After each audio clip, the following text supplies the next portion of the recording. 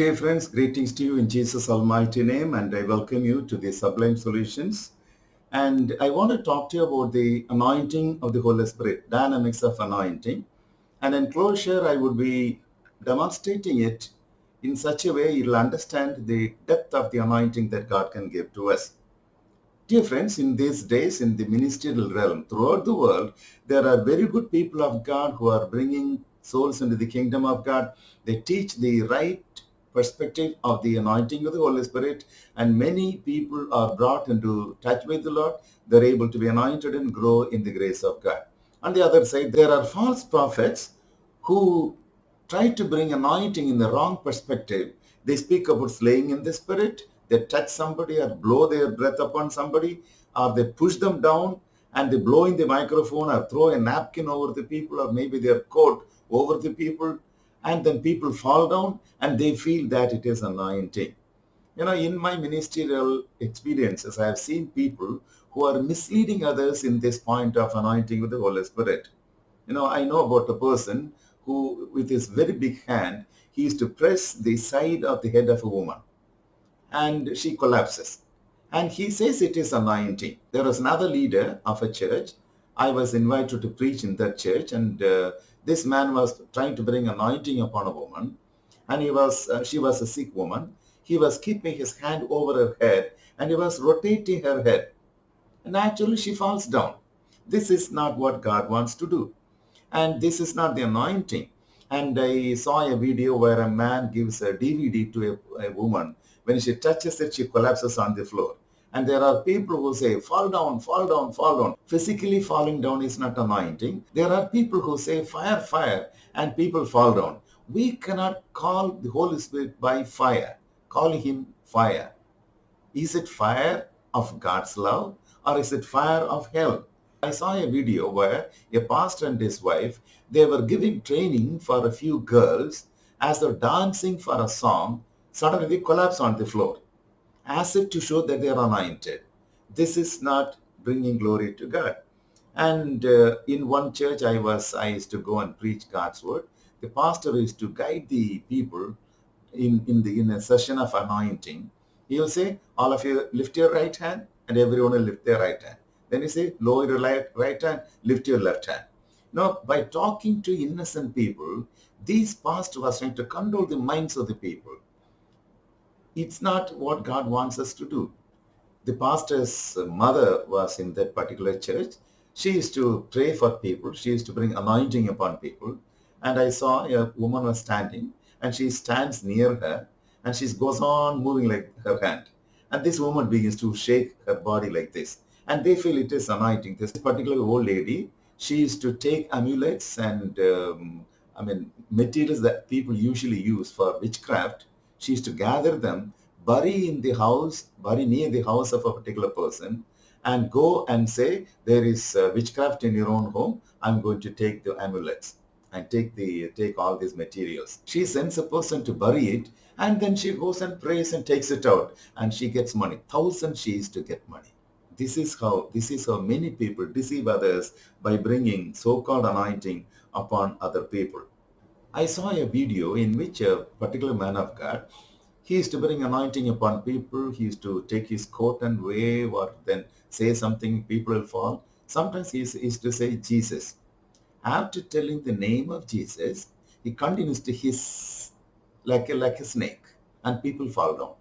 The question is it from the Holy Spirit or from the demons? Dear friends, I heard of a man who is to cast out demons, and many people used to go to him and give money and that get their own lives delivered. But what he does is, when people go to him to be delivered from the powers of darkness, he used to beat them with canes, and they used to scream. And sometimes, these demons go away from them. To tell about his own efficiency in exorcism, what he used to do is he used to keep two women, dance or whistle or manifest the acts of the evil powers. Now, these two women already were possessed. He controls the demons that are in them. He did not want to chase them out. And this is how many people deceive others. Now, dear friends, the point is, if a person falls down on the floor, when somebody prays or somebody touches, are they really anointed? Why many people go to such false prophets and false teachers to get anointing? They would not want to pray for themselves. They would not want to humble themselves and pray and seek the presence of God. They want to go to people who are supposedly great men of God, miracle workers, and they feel, okay, this person goes to heaven often, goes to hell often. They are greatly anointed. So if they touch me, if such people touch me, if they say something, I'll be anointed. This is how many people are deceived. There are many false preachers and false prophets who try to do gimmicks to cast out demons and perform miracles. And people feel that if they go to such people, they'll get anointed. And these people who are deceived, they do not want to seek God with all their hearts. They do not want to spend quality time in prayer to receive the anointing. If you look at the scriptures in a very balanced way, you will not find any person, any apostle, or any man of God doing this type of demonic gimmicks to bring anointing upon other people. Neither Jesus, nor Peter, nor Paul did any of these demonic gimmicks. How to receive the anointing of the Holy Spirit? I'll just place a few points which I believe would be of blessing to you. Number one, repent and believe the gospel if you have not done it. Real repentance and receiving the gospel of the Lord Jesus Christ, believing on Him, receiving His salvation is very important. Repent and believe the gospel. Then you will be transformed. Once Jesus comes into your heart, you will be able to grow in the grace of God. And how to receive an anointing? Luke's Gospel, 11th chapter, verses 9 to 13. Let me read to you. Jesus said, "So I say unto you, ask and it shall be given to you. Seek and you will find. Knock and it shall be opened to you. For everyone who seeks receives, and he who seeks finds, and to him who knocks it will be opened. If a son asks for bread from any father among you, will he give him a stone? Or if he asks for a fish, will he give him a serpent instead of a fish? Or if he asks for an egg, will he offer him a scorpion? If you then, being evil, know how to give good gifts to your children, how much more will your heavenly Father give the Holy Spirit to those who ask him?" Now, when you come to the Lord Jesus Christ, the Spirit of God prompts you to repentance. And when you repent and believe the gospel, Holy Spirit comes in. Holy Spirit comes in, but you need to grow in the anointing of the Holy Spirit. How to grow in the anointing of the Holy Spirit? Ask God with all your heart. Spend quality time in prayer. Then you will be able to receive the anointing of the Holy Spirit more and more. The third point is obedience is needed. Acts of the Apostles, 5th chapter, 32nd verse. The early church was established after Pentecost. Miracles began to be performed by Peter and others. And Peter said in this particular verse, "And we are his witnesses to these things. And so also is the Holy Spirit, whom God has given to those who obey him." So, dear friends, when you come to the Lord Jesus Christ and receive the salvation, you'll have to long to receive more of the anointing. Ask God with faith. Ask and it shall be given. The Holy Spirit wants to be in you. God longs to give you the Holy Spirit. When you long for the presence of the Lord, when you long for the anointing of the Holy Spirit, He will give you more and more. Then the fourth point is, you'll have to continue to be filled by the Holy Spirit. St. Paul's letter to Ephesians, 5th chapter, 18th verse, and he says, "Do not be drunk with wine, in which is dissipation, but be filled with the Spirit." Be filled with the Spirit is a very important point that we should understand. Be filled, the tense in the Greek tense is present imperative tense. It is a command to do something with continuous and repeated action. That means be filled today, be filled tomorrow, be filled the day after.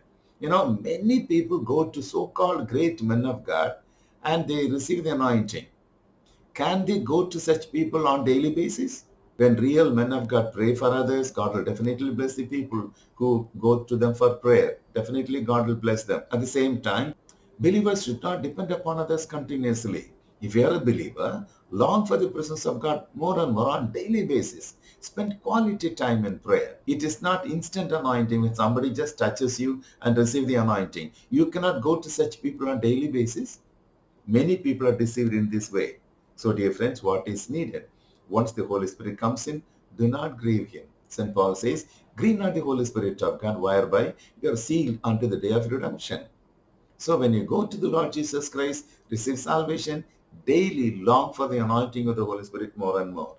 And keep your life right before God. Dear friend, if you are a believer, you should have the spirit of discerning to understand to whom to go to receive the blessings, who can be depended on, which man of God is right before God. Not that you have to look at people in a critical way and judge other people. At the same time, Jesus said, you shall know them by their fruits. So let us not look at the personal life of the men of God. It is up to them to live a right life before God. At the same time, when people preach God's word, you let understand the word of God, whether they are teaching God's word in the right perspective or not. Dear friends, if you are saved, the Holy Spirit is in you, He can guide you to walk in the right path. You will not be deceived by false prophets. St. Paul says in 2 Thessalonians 2nd chapter, verses 9 to 12, the coming of the lawless one, that is the Antichrist, is according to the working of Satan with all power, signs and lying wonders, and with all the unrighteous deception among those who perish, because they did not receive the love of the truth, that they might be saved. For this reason, God will send them strong delusion that they should believe a lie, that they all may be condemned who did not believe the truth but had pleasure in unrighteousness. So, dear friends, once the Holy Spirit comes in, you must long to be holy, long to be like Him. Then the anointing of the Holy Spirit will guide you in the right perspective. Here St. Paul says, when people do not receive the love of the truth, that they might be saved. So the truth is given to you. You must love the truth and receive the truth. If you fail to receive the truth, God will send strong delusion that you will believe a lie. This is what happens to many people.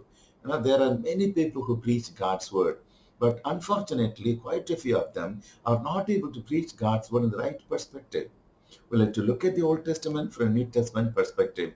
Look at the whole concept of God's word, whole corpus of God's word with the help of the Holy Spirit.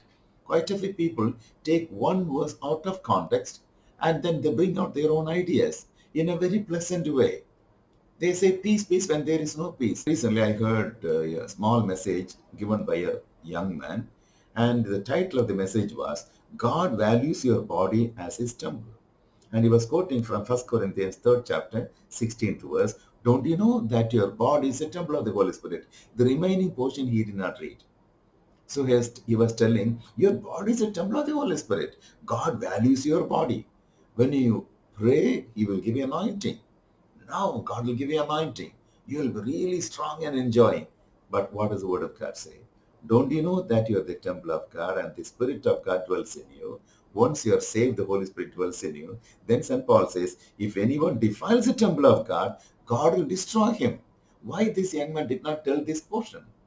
See, there are many people who say peace, peace when there is no peace. So, dear friends, we must understand the value of anointing. As I already told you, ask with all your heart. God will give you the anointing. There must be unquenchable thirst in your heart to receive the anointing. Now, in closing, I will be just demonstrating about some dynamics of the anointing, which I believe will be a blessing to you. Dear friends, I want to demonstrate about the dynamics of the living water. So I kept water in this vessel, and here is a box. It has a lid over it. The word of God says, open your mouth wide, I will fill it. Mouth in the sense, symbolically, the heart. When you keep your heart open, the Lord is able to fill it with the living water. Now, suppose if you keep your heart closed, keeping unnecessary things in your life, if you keep your heart closed, no water can go in. You may go to many meetings and many great anointed people may pray for you, but when you keep your heart closed with all the unwanted things in your heart, not even a single drop of water will go inside. You continue to be a useless person for God and man. And this is how many people live in this world. They go to church and come back, but still their hearts are closed because they kept inside all the dirt of this world. They don't want to open their hearts. They don't want to confess their needs to other people. They don't want to go to a counselor to get help. This is the life of many people. And there are others who are able to keep their hearts a little open. They long for the Holy Spirit. But what happens is their life is full of holes. No sensible person will pour water in a vessel that is broken. So, see, in this particular vessel, lot of holes are there. When you continue to live in sin, give room for the demons, and when you watch pornography or smoke or drink or do all this nonsense, and watch movies and serials and all these things, you are keeping your life full of holes. Just imagine your life is full of holes, and any amount of living water that is poured, not even a single drop will stand there. Every drop will just fall out. Everything will go away. You will be again a useless person for God and man. Now, what is needed is, and Paul says that he had the grace of God in earthen vessels. So, a vessel that is clean, and a vessel that is clean and sanctified and meet for the master's use, prepared for every good work. Just imagine you're a vessel like this, clean and clean vessel. You keep your heart open, and then what happens is when you receive the anointing, anointing stays. So when you are filled by the Holy Spirit, when you are filled by the Holy Spirit, you are able to live a victorious life. But to be a blessing to other people, you have to pour grace of God to others, pour the living waters to others. When you become empty, you'll have to pour again. You'll have to be filled again and again. So if you have to continue to be a blessing for others, as David says, my cup runs over. That is possible. That is possible. So when you're able to keep your life clean, you'll be, pouring over to other people will be blessed. But what happens is, after salvation, after being anointed, many people feel satisfied. As I already told you, St. Paul says, be not drunk with wine, but be filled by the Spirit. That is, it is a command to do something with continuous and repeated action. Be filled today. Tomorrow, when you do some work, the grace is slowly lost. Again, be filled. Be filled the day after. Be filled every day. So be filled by the Holy Spirit. That calls for real effort on your side. Praying with all your heart, keeping your conscience clean. If you make some mistakes, come back to God, be cleansed. Walk in the light of God where the blood of Jesus can cleanse you. This is what is needed. Often what happens is when people, after they're anointed, either love of money or fame or sexual sins enter in, they defile their conscience. When that happens, what happens is you defile your conscience. You defile your conscience and your life is gone. You're full of dirt. When you're in this situation, you will be useless for God and man. Nobody will drink water that is mixed with ink. You cannot drink it. So what is needed is, in this situation, the grace of God that God has given to you has been defiled. You are a salt that has lost its saltiness. In this situation, you'll be useless for God and man. But there is still hope. When you long for God, when you long for the presence of God, what happens is He wants to fill you again and again. So just look at this. It's full of ink. And now, when you long for the presence of God more and more, He longs to pour Himself into you, because Jesus died to save you, and the Holy Spirit longs for you. The Word of God says the Holy Spirit who is in you longs for you. He's longing to be in your heart more and more. So what happens is, when you really pray with all your heart, when you long for the presence of God, all the ink will be gone. All the dirt will be gone. So you will be used again for the Lord. So when the ink was there, I said, I cannot drink it. Neither can you drink it. Now it is clean, I can drink it. So dear friends, this is what I want to express to you. The living water is there plenty. The Lord Jesus is there to give grace. So when you long for the presence of God more and more, He will fill you. So if there are any holes in your life, plug it. Let the blood of Jesus cleanse you. Confess all your needs to God. Keep your conscience clean. Then the faith will be viable. The Word of God says, and Paul, when he wrote to Timothy, he says, many people have destroyed their clean conscience. They have made a shipwreck of their faith. Holes will be there. The ship will sink. What is needed is keep your heart clean before the Lord. Long for Him more and more. Have consistent prayer life. Every day, spend quality time in prayer. Humble yourself before the Lord. He will fill you again and again. Let there be unquenchable thirst in your heart for the filling of the Holy Spirit. He will fill you and make you a blessing for others. The Lord be with you.